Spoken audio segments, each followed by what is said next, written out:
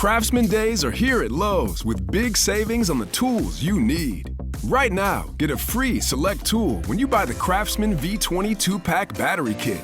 Whether it's the backyard, the bathroom, or beyond, Craftsman has the tools to help you power through and get the project done right. Because DIYing is unpredictable, but your tools shouldn't be. Shop Craftsman at Lowe's today. Valid through 6/18 while supplies last. Selection varies by location. Walter's Sports Bar in Navy Yard will have quite the quick turnaround this weekend. On Saturday night, check out the much-anticipated bout between Jake Paul and Nate Diaz. Then on Sunday morning at 5 a.m., the U.S. Women's National Team takes on Sweden in the Women's World Cup. Pajamas are allowed. One big swing here, the Nets will be right back in a tie game. The kick and the pitch. Breaking ball belted to deep left field. Way back, going, gone, goodbye!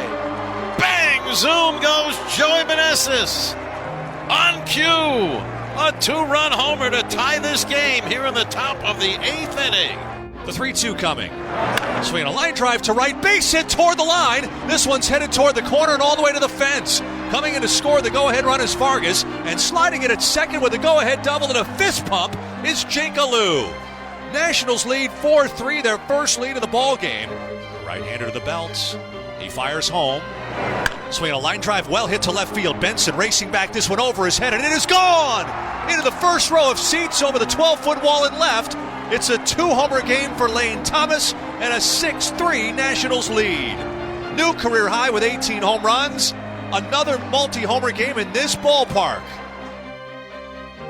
And welcome to Nats Chat for Saturday, August 5th, 2023, along with MASNsports.com Nationals insider Mark Zuckerman, who is on the COVID list, but in Cincinnati. I'm Al Galdi, host of the Al Galdi podcast. We have had an eventful last few days for the Nationals. You think about what's transpired. So we had the Nats winning 2 or 3 games against the Milwaukee Brewers at Nationals Park Monday through Wednesday. We, after the win on Wednesday, what was a walk-off win, had 2 notable roster moves. We then, over the course of Thursday and Friday, had 2 other roster moves. Oh, by the way, we on Thursday had the professional debut of Dylan Cruz. He went 3 for 3 with a double and a single for the FCL Nats, the Florida Complex League Nats. And he on Saturday is set to make his debut for the low-A Fredericksburg Nationals. And then we on Friday evening had a 6-3 10-inning Nats win at the Cincinnati Reds in Game 1 of a 3-game series. Lane Thomas, 2 home runs. Joey Meneses, big home run. Jake Alou, big RBI double. The Nats bullpen was really good. And now Mark has COVID. So, Mark, there has been a lot happening these last few days. I'll take your word for it, Al, because I didn't get to see it at least firsthand here on Friday. You know, I made it 3.5 years before I finally got it. Who would have thought that it would finally happen to me when I got to Cincinnati, of all places? But appreciate all the kind words for people who have responded to me on Twitter. I'm feeling pretty good. Basically just feel like I've had a cold. Didn't think it was anything worse than that. I sincerely apologize to my wife, Rachel, who does also have it now at home and is stuck at home by herself, taking care of our son while she deals with this. And who knows when I'm going to get to finally come home. We'll see. But the good news, I was able to watch the game. I was able to hear everything that was said about the game. And the boys battled. I don't know if they did it in my honor or not, but the boys battled. And this was an impressive win. Both the fact they did it, but also the fact they did it in a way we don't see them very much doing it with the long ball, right? Very much so. And, you know, this is such an odd game for those who watched it because the game was moving at like lightning speed. The Nats were doing next to nothing offensively. And then the Nats ended up doing quite well in the latter innings. The Nats in this game overcame a 3-1 8th inning deficit. And yeah, I mean, look, Great American Ballpark is known for being a bandbox of a ballpark. A lot of home runs have been hit in that park over the years. Sure enough, Friday evening, each team hit 3 homers, but the Nats came through. I mean, you know, they did things in a way that, you know, we're not used to seeing them do things this season, and that is via the home run. And nobody homered more often in this game than Lane Thomas. It has not been a good last month for Lane Thomas. He had a really rough month of July. Did not have an especially good series against the Brewers, but Lane Thomas on Friday evening, 3 for 5 with a 2-run homer, a solo homer, and an infield single to add to all of that. But Lane Thomas in the Nats' 1-run, 6th inning, a 1-out solo home run on a really well-hit ball to left center field to cut the Nats' deficit to 3-1, 434 feet per Statcast. Thomas in the Nats' 2-run 8th, a 2-out first pitch opposite field infield single on essentially a swinging bunt toward first base. And then Lane Thomas in a Nats 3-run 10th inning, a 2-out, 2-run homer to left field for a 6-3 Nats lead. And that homer really made you feel like, okay, this is going to be a Nationals victory in this game on Friday evening. But a guy who had not been especially hot, boy, did he have a big game on Friday evening. That last homer, it felt like it left the park in about 0.3 seconds. That was a laser to left field. The first one, like you said, a towering shot. Second one just shot off his bat. Good for him. I think he kind of needed a game like this, the way things have gone for him over the last month. He's had a few moments here and there, but not really the guy that we had seen for the first half of the season. So good for him for getting that back and finding that stroke again. And maybe it was appropriate that it happened in Cincinnati because remember last year had a 3-homer game in this ballpark. So there's something about it. Obviously, it's a great home run park for almost anybody, but it seems especially so for Lane Thomas. Those were good quality at-bats and timely at-bats. I know the first 5+ innings of the game were frustrating because, like you said, they did nothing at the plate. But I feel like this is an emerging trend that these guys seem to have a way of flipping on a switch at some point, and they've actually done this quite a bit where on nights when they didn't have anything going, all of a sudden you look up at the end of the night and they did just enough to actually win a game. Lane Thomas now a team best 18 home runs this season, breaking a tie with Jeimer Candelario. So it will not be someone who is no longer on the team who ends up leading the Nats in homers this season. But, it is, I think, pretty obvious, but I think it's worth saying, with Candelario now gone, I mean, this lineup does look a lot different. It obviously wasn't supremely imposing to begin with, but now that Candelario is gone, I mean, you're seeing we had Keibert Ruiz as the Nats' number 4 batter on Friday evening, Dominic Smith, the number 5 batter, the newly brought up to the majors, Blake Rutherford as the number 6 batter. Like, you really do need Lane Thomas to hit well for the rest of this season if this Nats team is going to pick up some wins and, going to be respectable offensively. Now, as much as ever, it would feel like the offensive burden is on the likes of Lane Thomas and another guy who had a good night on Friday night, Joey Meneses. And, obviously you want to see the continued rise of C.J. Abrams, etc. But yeah, this is an especially good time for Lane Thomas to get back on track, if in fact he is getting back on track. Yeah, 100%. I'm looking at Abrams, Thomas, Meneses, Ruiz, the top 4 guys in this lineup. Probably going to be the top 4 guys most nights now moving forward. You're going to need all 4 of them to be productive in some capacity. I'm sure there are people who looked at Lane over the last month or so and said, well, maybe we spoke too soon. Maybe he's not as good as he looked there in the first half. So I think this is an important stretch for him to show that he can get that back, that he can flip the switch back on, and that the first half wasn't a fluke. I think we've talked about this. He's been a streaky hitter in his career, especially last year. It seemed like every other month was different for him, and this year was starting to put it all together without having that prolonged slump. But, if it's one bad month, you can live with that. If he gets it back on, he doesn't have to play at his all-star level from the first half. Just be a good solid hitter here in August, have some timely hits, hit for power like he did in this game, and I think everything will be fine. So the move down to the number 2 spot, we wonder, did that affect him mentally? He's insisting it doesn't have anything to do with it. But on this night, he looked like the Lane Thomas that we saw from the first half of the season. By the way, speaking of the number 2 spot thing, I thought about this the other day. Remember last season how Juan Soto didn't want to hit in the 2 spot? And that was like this thing that never really made sense to any of the rest of us. But to him, it was this thing that he did not like. Although, interestingly, he goes to the Padres and they have him hitting in the number 2 spot quite a bit. But anyway, yeah. And now this year, Lane Thomas, I don't know if he doesn't like it, but it hasn't been great for him so far. So maybe the number 2 spot in the Nats lineup is somehow cursed for Nats players. I don't know. Well, Lane Thomas did not have a good month of July. Joey Meneses had a great month of July, and Joey Meneses had a very good game in this Nats win on Friday evening. 2 for 4 with a 2-run homer, a single, and a walk. Meneses in the top of the first, a 2-out walk. Meneses in the top of the fourth, a 1-out first pitch single up the middle. And Meneses in a Nats 2-run 8th, game-tying 2-out, 2-run homer to left field to tie the game at 3 despite having been down in the count at 1.12, 406 feet per Statcast.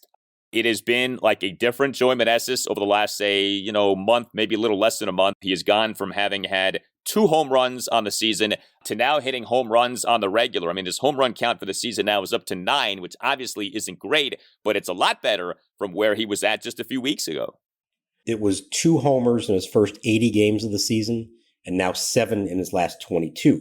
That'll work. And you look at his season totals, and I understand this is still not where he was last year, and you would hope for more, and he obviously hopes for more. But in spite of all that, he's reached this point. He's now batting .282, .323 on base, .411 slugging, and a .734 OPS. .734, again, for a guy who was a 30-year-old rookie who had never been in the big leagues before. Find me somebody who would not take that from him. I know the bar was raised really high. I know he wants to do better, hit for more power. But if he finishes out this year the way that we've seen him in the last month, he's going to end up having some solid numbers at the end of the year. And we're going to look back and say, hey, Joey Meneses is a legitimate big league hitter. Look, I'm not saying this is going to happen, but him getting to 20 homers on the season is not unthinkable. Like, it is doable. It is possible. Maybe not probable, but it is possible. And if he finishes with 20 home runs and he finishes with an OPS, let's say threatening 800, which again, I'm not going to say it's definitely going to happen, but it's not out of the realm of possibility. I don't think you can complain too much about those numbers if, in fact, he ends up with those numbers. That was always the thing with Meneses. I said this, a few shows back, but there's still enough season left to where he can have a good season. It's not set in stone that Joey Meneses has had a down 2023 season, certainly from a power standpoint. So hopefully he is in the midst of changing that narrative. But great job by Lane Thomas on Friday night. Great job by Joey Meneses on Friday night. And how about Jake Alou? Years ago, Buddy Ryan said of Chris Carter, all he does is catch touchdowns. And Buddy meant it as an insult, but of course it came off like a compliment. Jake Alou, all he does is deliver RBI hits because the guy has been up at the major league level in this latest stint now for 3 games. He has an RBI hit in each game. Jake Alou in this game on Friday night as the Nats starting second baseman, not third baseman, and number 8 batter, 1 for 4. With an RBI double. It was Alou who ignited that 3-run 10th inning for the Nats, a tie-breaking leadoff full count RBI double to right field for a 4-3 Nats lead. We know it is his hitting that has gotten him to the majors despite having been a 24th round pick in the 2019 MLB draft. And so far, he is hitting at this major league level. And you can see he has an approach. He has an idea of what he's trying to do up there. He's not afraid to fall behind the count. He can hit with 2 strikes. Good, solid base hit, pull to the right side with the automatic runner on second base. That's exactly what you're looking for in extra innings. 3 games, 3 RBIs. He had a nice line out to center field in the 5th inning that was well struck. So I'm curious to see here if he really does play every day or close to it. If that helps him, if we see a little more of who he really is. I almost don't want to judge him off what we saw during that brief stint early in the year. He was coming off the bench. He was playing left field more than anything else. I feel like he faced a bunch of lefties. For whatever reason, that's not the best matchup for him. If he's playing every day or close to it and playing in the infield where his natural position is, I think we'll have a chance to see what he's made of. I don't know. I'm not sure anybody really knows if he can do this at the big league level on a consistent basis. But where they are right now, there's no reason not to find out. They might as well take a look at him and see what he can be for them, whether it's at third base or now at second base. Yeah, I mean, just to refresh people's memories on what happened with Alou back in May. So the Nats on May 8th recalled Alou from Rochester. May 15th optioned him to Rochester. May 17th recalled him from Rochester. May 19th optioned him to Rochester. He was up and down, up and down. I don't know that you can put much of any stock into what happened with Jake Alou in that first go-round at the major league level earlier this season. Interesting, though, I mean, first 2 games starting third baseman, this game starting second baseman. It certainly sounds like Davey Martinez is going to mix and match here in terms of, now that Jeimer Candelario is gone, a little bit of Jake Alou. We have a little bit of Jeter Downs, who has been called up from AAA Rochester. Obviously, you still have Ildemaro Vargas, who was a starting third baseman in this game on Friday night. You do still have Michael Chavis. Do you think we'll see more of Alou at one spot or the other? Or do you think it's going to be close to an even split in terms of third base, second base? Yeah, I'll be curious to see. I think what you saw in this case was the belief that Vargas is their best defensive answer at third base, and Davey feeling like that's more important than second base, at least with Patrick Corbin on the mound. Maybe it depends on who you have on the mound on a given night. So I think if Vargas plays, they probably will put him at third and move Alou to second. But if there are days that Jeter Downs starts or Michael Chavis, who could also get starts, maybe they would be at second and then Alou would be at third. It's going to be mixing and matching. It's going to be based on matchups, as Davey said. I think what's clear here, and I don't think this is a big surprise, I do think it's the right decision. Jeter Downs isn't just going to suddenly be an everyday player. He's going to have to earn that. The guy was not hitting at AAA, I think 175 average. He really has not hit in several years at any level. He's up here kind of by default. He was already on the 40-man roster. He's an infielder. We saw a little bit of him earlier in the year. I don't think they're just going to hand him anything. He'll be part of the mix. They'll try to find some games that he might be able to fit in, but he's not going to get the bulk of the at-bats, I would not guess, unless he hits well enough to earn it. Jeter Downs, this is his age 24 season. That's claimed him off waivers from the Boston Red Sox this past December 22nd. He, entering the 2021 season per MLB Pipeline, was the number 49 prospect in baseball, but his stock really has plummeted. And, you mentioned Downs being up with the Nats earlier this season. This was something. Downs was at the major league level with the Nats April 11th to May 3rd. He, during that time, played in one game. So I think that tells you a little something about where he's at in the organizational hierarchy. Of course, he's now back up off the Nats on Wednesday, having optioned second baseman Luis Garcia to AAA Rochester. The Nats officially recalled Downs from Rochester on Thursday. I know you were with the Nats earlier in the day on Friday. Davey Martinez pregame spoke on Luis Garcia having been optioned. Anything strike you from Davey in terms of what has been done here with Garcia? Well, what he said, and we kind of thought this might be the case, is that it's both about the performance, but even more so about the preparation, about the routine, about the process as he tries to get better. He worries that Garcia sometimes is just chasing numbers, that he cares about what his batting average is, knows he's in a slump, so he tries to get out of it and maybe gets out of his comfort zone. You saw for the last month a lot of swings at pitches well out of the zone, and it sounds like they weren't thrilled with, or at least need him to work on all his pregame work that leads up to that, batting practice, and also mentioned in the field some things there as well. And I think he's been fine at second base, but I wouldn't say that he's dazzled there, at least not over the last few months or so. So I thought that was telling. They're not just looking at him starting to hit and produce numbers, but they want to see how he goes about it as well and see that he's committed every single day, pregame and in-game. And then you also heard Davey say that this is not a sign that they've given up on him. They still believe in him. Obviously, they didn't call somebody up who's just taking over because they have a better alternative. They did this because they believe that Luis Garcia needs more work. Well, you do that because you want him to get better so you can call him back up at some point. So Davey said he'll be back up, but they need to see some progress from him in performance and even more so in preparation and the way he goes about his business every day. So just to be clear about this preparation thing, is it that he's not working hard enough? Is it that he's not taking his craft seriously enough? Is it that he's just going about things in the wrong way? Is it an attitude thing? Like, what exactly about the preparation is Davey Martinez displeased with?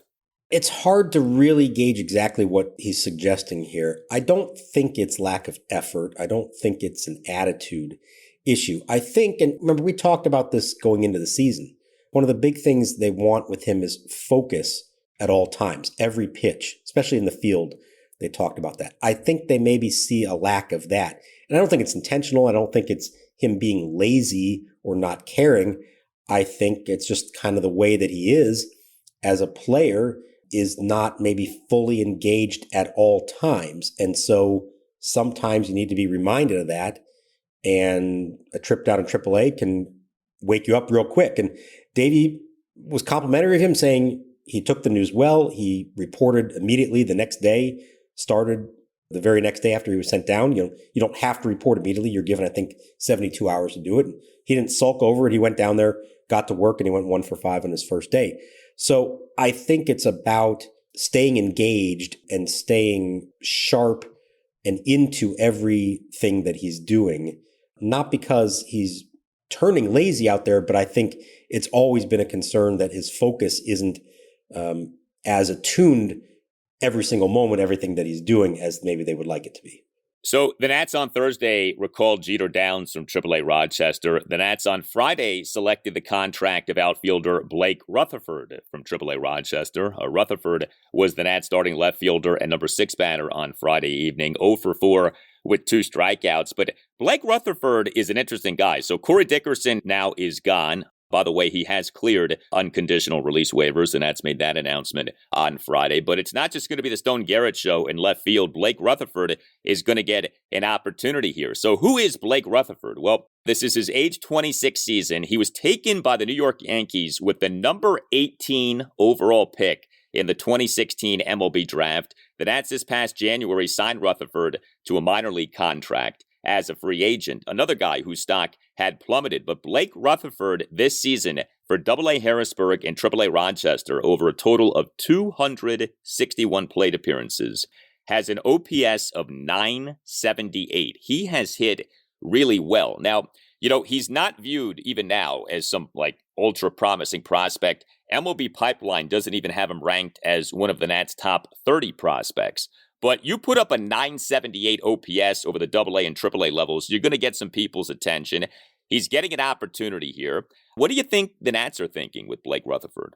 I think they're figuring, let's get a look at him and find out, what do we have to lose right now? I think you and I and everybody else who follows this team knows there are some really talented, really highly touted outfielders making their way up the system who are expected to be here. Maybe in some cases by the end of the year, certainly at some point next year. And that's going to clog things up very quickly if things go the way that it's supposed to. But in the meantime, you weren't getting anything out of Corey Dickerson. You've got a 26-year-old former first-round pick sitting at AAA with, like you said, a 976 OPS. Let's bring him up here and see what he can do. And I think he's going to get a chance. I don't know if it's a straight platoon with Stone Garrett, but I do get the sense he's going to get some opportunities here, especially early on when they face right-handers. He was thrilled to get the call. He's waited a long time for this. He admitted that the way he was playing this year, he kind of started thinking, well, maybe it might happen, but it still didn't make it any less emotional when he got the word the other day. He had 30 friends and family in the stands. A lot of them live in Michigan, so it wasn't that far of a drive to come to Ohio. He grew up in California. It turned out his parents were on vacation in Michigan visiting family. His girlfriend was able to make it. She had just gotten back from Paris the day before. It seems like all the stars were aligned for him to make his debut. Now, the performance in the game wasn't anything that special. 0 for 4, 2 strikeouts, double play. Probably a little jumpy up there. I don't think that's going to be one and done. He'll get another shot here this weekend and maybe can get off the schneid. But again, who knows what you got here? But in the situation they're in, why not find out? Maybe you did find something that you didn't know you had. Hey, are you a law firm partner stuck on an underperforming team while the rest of the competitors are spending big and winning big? Well, unlike Mackenzie Gore and Keibert Ruiz, you have options. You don't have to stay on your 60-win team. Nats Chat sponsor Mason Kalfis and his team specialize in placing partners and associates at medium-sized and large law firms in Washington, D.C. and across the country. Mason Kalfis has recruiters in 6 states and has placed lawyers in more than half of the 100 largest law firms in the United States. While you may be reading doom and gloom from the legal press, many practices are red hot. Antitrust, IP litigation, white-collar litigation, finance and direct lending, and healthcare. Because you are not under a CBA or team control for 6 years. In fact, staying at a firm too long is often a recipe for being underpaid. Explore your options today with Mason Kalfis. Call Mason today at 202-486-3535. That number again, 202-486-3535. Are you looking for tickets to an upcoming event? That's why you should download the Game Time app. Create an account and use code NATSCHAT for $20 off your first purchase. You get cheaper tickets and it helps the podcast a bit. Sounds like a smooth 6-4-3 double play. Again, create an account and redeem the code NATSCHAT for $20 off. Terms apply. Download Game Time today. Last minute tickets, lowest price, guaranteed.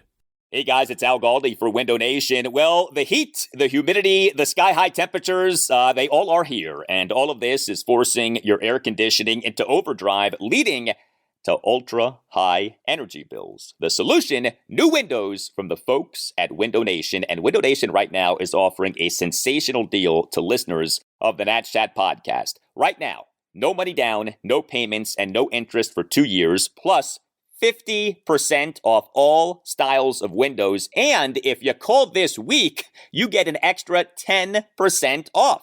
Call 866-90-NATION or visit windownation.com and tell Window Nation that you want the deal that you heard about from Al Galdi on the Nats Chat podcast. Again, no money down, no payments, no interest for 2 years, plus 50% off all styles of windows. And if you call this week, you get an extra 10% off your order. 866-90-NATION or windownation.com. If you've been thinking about getting new windows, now is the time. 866-90-NATION or windownation.com. That's 866-90-NATION or windownation.com. And make sure that you tell Window Nation that you want the deal that you heard about from Al Galdi on the Nats Chat podcast. Finnegan is ready. He comes set at the letters. The 0-2 pitch, swinging a chopping ground ball to third. Vargas has it. He'll throw it across the diamond to first, and this ball game is over.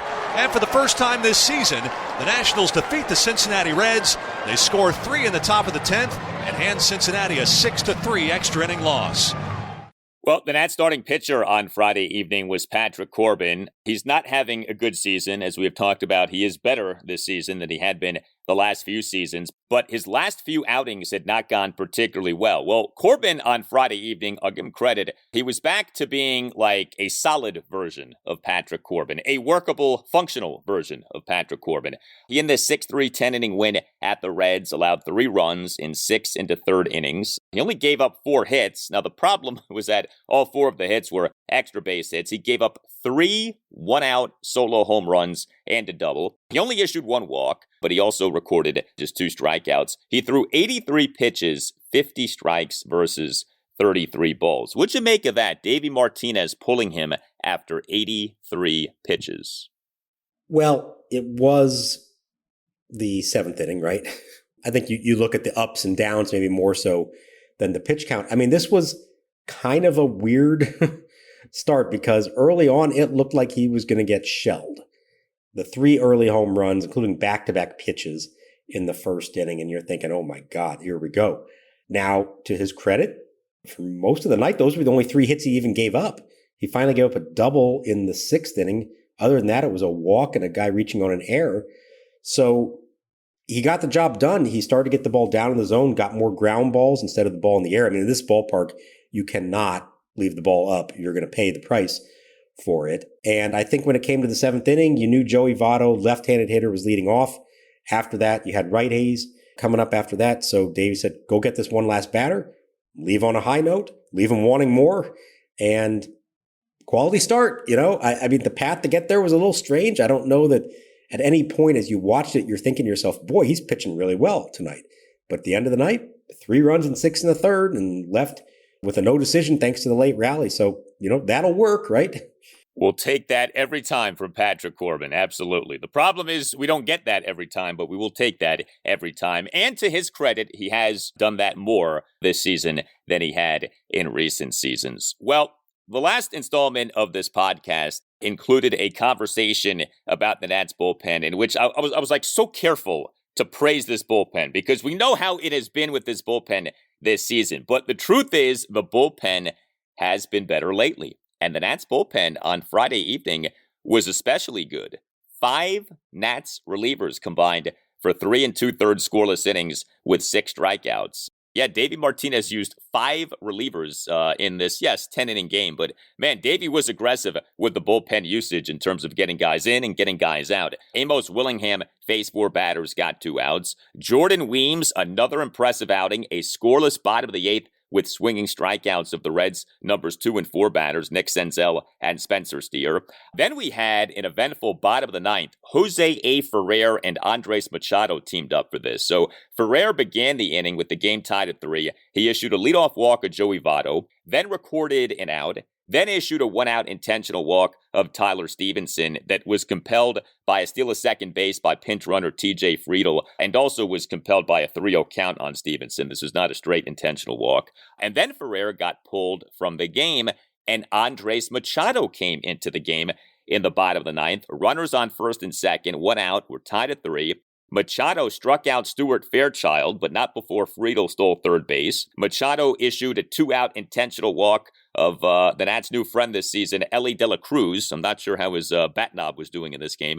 But then Machado got Nick Senzel to line out with the bases loaded for the 3rd out. So Davey Martinez got through that 9th inning tied with Jose A. Ferrer and Andres Machado, and that brought Kyle Finnegan to work the bottom of the 10th off the Nats scoring 3 runs in the top of the 10th. And Finnegan was great. A perfect bottom of the 10th with swinging strikeouts of the Reds' numbers 3 and 4 batters, Matt McClain and Spencer Steer. A lot to take in with this bullpen in this game, but the bottom line is the Nats bullpen did well.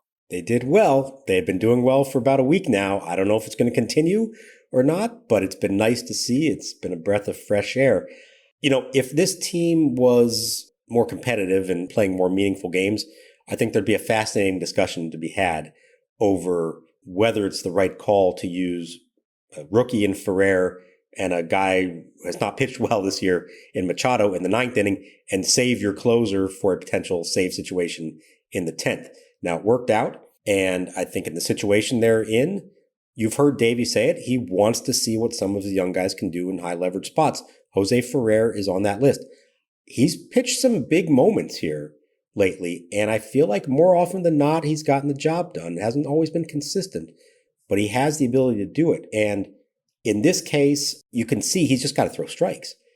When he put the ball over the plate, he was fine. But the leadoff walk, and then, as you said, the intentional walk was because he was behind in the count 3-0. And at that point, you're all right, he faced 3 batters. Let's get Machado in there instead.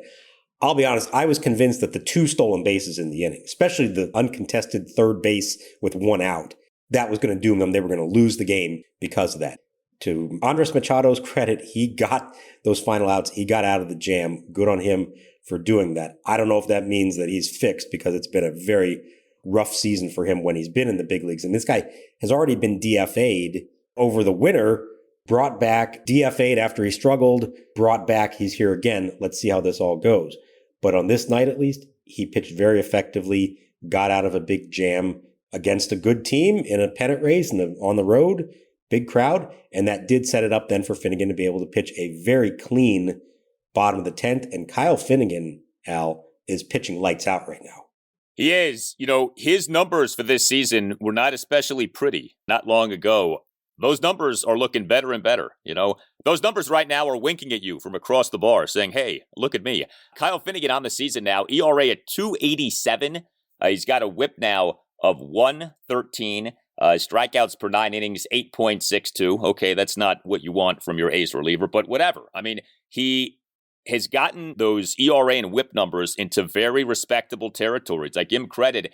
And I got to tell you, Jordan Weems, the more I see, the more I like. You know, his ERA now on the season is 2.87. He has 32 strikeouts in 31 and a third innings. And if you're talking upside, like who, if his powers are harnessed for good, you know, who, if he can avoid the bad, has the best upside here, or at least has appreciable upside. You know, it may well be that Finnegan has the most upside, but Finnegan, as we've talked about, age 31 season. Weems has something. Like, there's something to this guy. I don't know if you can count on him. You know, consistency is going to be a question, at least right now. But man, lately, to me, he has shown improvement, and he has shown an ability here to maybe be something for the Nats moving forward. And doing it in big, high leverage spots late in games, because they're kind of forced to put him in those spots. You know, what's noticeable is in a close, tight game on the road, who did they not use? Mason Thompson, who is trying to work things out again after a very rough July. I'll be interested to see when he's back in there and in what situation. But in his absence, Jordan Weems has certainly stepped up, and a guy who's got good stuff, no doubt about it. We saw last year, kind of up and down. He got hit kind of hard, gave up some homers, but he has looked very good this year. I go back to the game in Seattle when he got out of a huge jam. I think he wound up with his first career save. A strike away for Weems of the Nationals. He comes set, the kick and the pitch. In there, strike 3 called. A Curly W's in the books in extra innings in Seattle. I think since that moment, he's taken it to another level. It's relievers, so it's so fickle, you never really know what you're going to get there, but there's been a lot more good from him lately. And I agree, there's upside there. I don't think this is a guy getting away with it. I think this is a guy becoming better and using his stuff to his full potential. Yeah, he can strike people out. Now, look, Jordan Weems, he is in his age 30 season. So, it's not like he's 23. And so you have to say, okay, well, he's not that young and he doesn't have some great track record. So, yeah, maybe this is just kind of a nice little run and he's not going to duplicate this.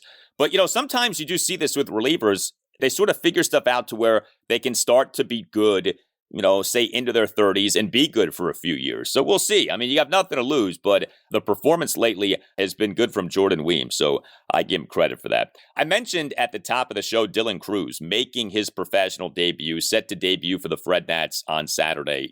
We don't know how long he'll be playing for the Fred Nats. I'm happy though for the Fred Nats. Hopefully they'll get a nice little bump here from an attendance standpoint.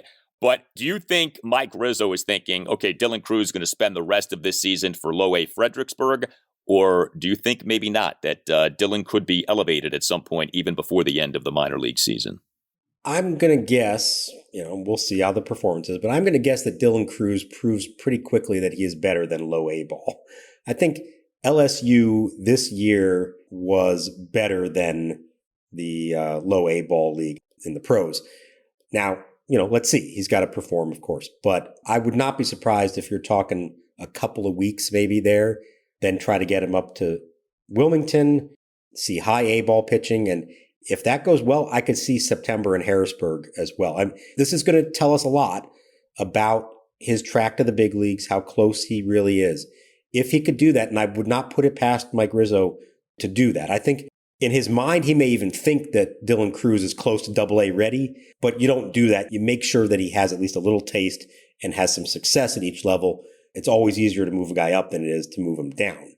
So we'll see. But I would think in his mind, Mike Rizzo sees a scenario where there is not just one, but maybe even 2 promotions for Dylan Cruz before the end of the season. That would be something. Dylan Cruz in this calendar year to win a national championship for LSU and then play at multiple levels in a major league team's minor league system of having been the number 2 overall pick in a draft. That's pretty good. That's pretty good. You tell us what you think. Hit us up on Twitter at Nats_chat. You can email the show, natschatpodcast@gmail.com, including if you would like to sponsor the show. We'd love to have you on board. Hit up Tim Shover, see what we can do for you. Again, that email address is natschatpodcast@gmail.com. Check out our website as well, natschatpodcast.com.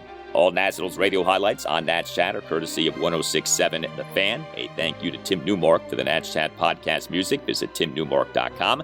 For Mark Zuckerman, I'm Al Galdi. We thank you for listening, and we'll talk to you next time on the Nats Chat podcast. Runner goes 2-2. Drill deep right, and Justice Bigby takes one look at it as that one sails on the top of the building across the street. 444 feet. 112 off the bat. James Wood has homered in consecutive games, and the Senators have put up 4.